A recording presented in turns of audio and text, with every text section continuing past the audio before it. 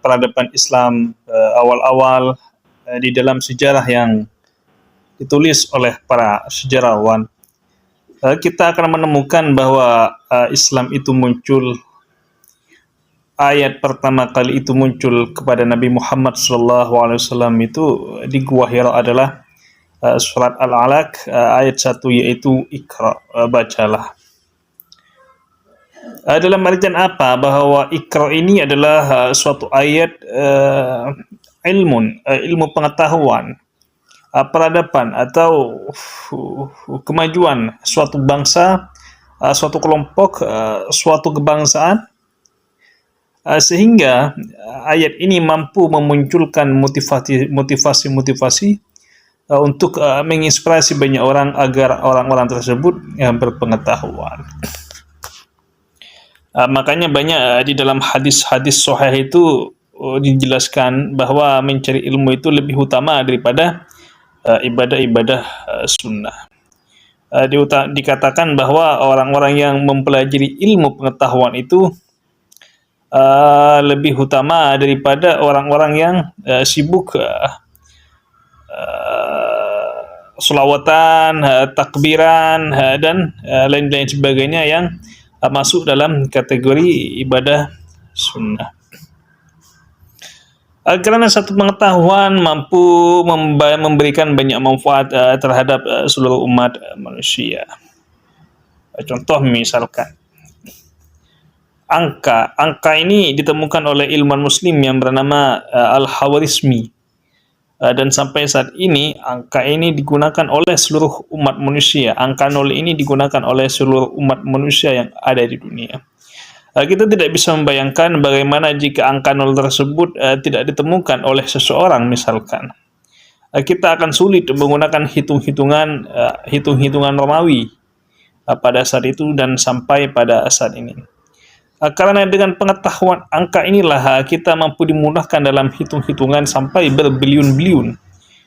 Kita tidak bisa dibayangkan betapa sulitnya menggunakan hitung-hitungan itu dengan angka Romawi dalam angka berbiliun-biliun, tidak hanya bermiliar-miliar saja. Tapi kadang-kadang kita ini banyak salah menafsirkan hal-hal pesan-pesan dari langit, baik itu dari Al-Quran maupun di Al-Hadis, bahwa pengetahuan ini seakan-akan dianaktirikan dan lebih mendekati pada spiritual keagamaan yang mengumpulkan banyak massa, menggerakkan banyak massa dalam suatu tempat untuk mengkonsistenkan seperti irbana, majlis-majlis. Bukan berarti majlis selawatan itu tidak bagus, haul itu bukan berarti tidak bagus, tapi kalau saya lihat perkembangan pada saat ini, orang itu lebih menggemari majlis-majlis seperti itu daripada menggalakkan ilmu-ilmu pengetahuan yang mana sudah ditetapkan dan dijelaskan bahwa berpengetahuan atau berilmu pengetahuan atau mencari pengetahuan itu lebih ibadah, lebih utama daripada melakukan atau pergi ke majelis-majelis yang di luar pengetahuan tersebut. Para sahabat bisikan dari langit yang dirahmati oleh Allah Subhanahu wa taala, spiritual keagamaan itu memang sangatlah dibutuhkan. Di luar sholat, puasa, zakat, haji, itu sangat dibutuhkan. Hanya jangan sampai spiritual ini mengalahkan hal-hal yang bersifatnya telah qat'i diperintahkan oleh Allah Subhanahu wa taala, semisal ikra atau berpengetahuan ini.